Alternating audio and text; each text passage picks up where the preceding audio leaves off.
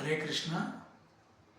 ఒకరోజు అర్జునుడు, ఏంటి బాబా కర్ణుడు అందరూ దానవీర సూరకర్ణ అని చెప్పి కర్ణుడిని తెగ పొగుడుతూ ఉంటారు, దానంలో చాలా గొప్పవాడు కర్ణుడు అని చెప్తూ ఉంటారు, ఏంటి బాబా అని చెప్పి కృష్ణుడిని అడుగుతాడు అర్జునుడు.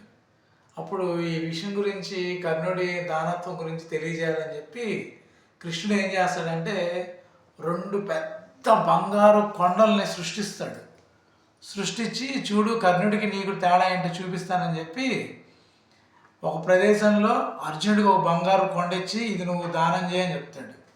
ఇంకో ప్రదేశంలో కర్ణుడికి బంగారం కొండ ఇచ్చి ఇది నువ్వు దానం చేయని చెప్పి వచ్చేస్తాడు. తర్వాత రోజు వెళ్ళంగానే అర్జునుడు అందరిని పిలిచి కొద్ది బంగారం దానం చేస్తూ ఉంటాడు. దానం చేస్తూ ఉంటే కృష్ణుడు అర్జునుడి దగ్గరికి వెళ్తాడు. ఏంటి బావా బంగారం కొండ ఎంత జరిగింది అంటాడు. ఏంటో బావా నిన్నటి నుంచి దానం చేస్తూ ఉన్నాను, ఇంకా ఇంత బంగారం మిగిలిపోయింది అంటాడు. సరే నీకు కర్ణుడికి తేడా ఏంటో చూపిస్తాను రా అని చెప్పి అర్జునుడిని తీసుకొని వెళ్ళి కర్ణుడు బంగారు కొండ దగ్గరికి వెళ్తారు. కర్ణుడు బంగారు కొండ దగ్గరికి వెళ్తే అక్కడ బంగారం ఏమి ఉండదు, మొత్తం దానం చేస్తాడు.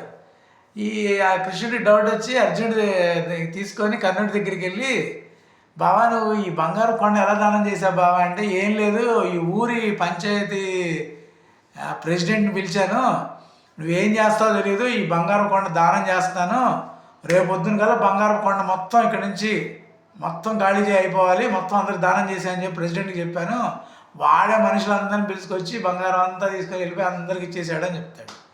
అప్పుడు అర్జునుడి దగ్గరికి వచ్చి చెప్తాడు, చూసావా బావా నీకు బంగారం కొండ ఇచ్చా దానం చేయమన్నా ఇంత మడికి నువ్వు దానం చేయలేకపోయావు, కర్ణుడు చూసావు ఎలా దానం చేశాడు, దానం చేయడంలో కూడా కర్ణుడు ఎలా ఎక్స్పర్ట్ అయ్యాడో ఇప్పుడు నీకు అర్థమైందని చెప్పి అర్జునుడికి అర్థమయ్యేలా కృష్ణుడు చెప్తాడు.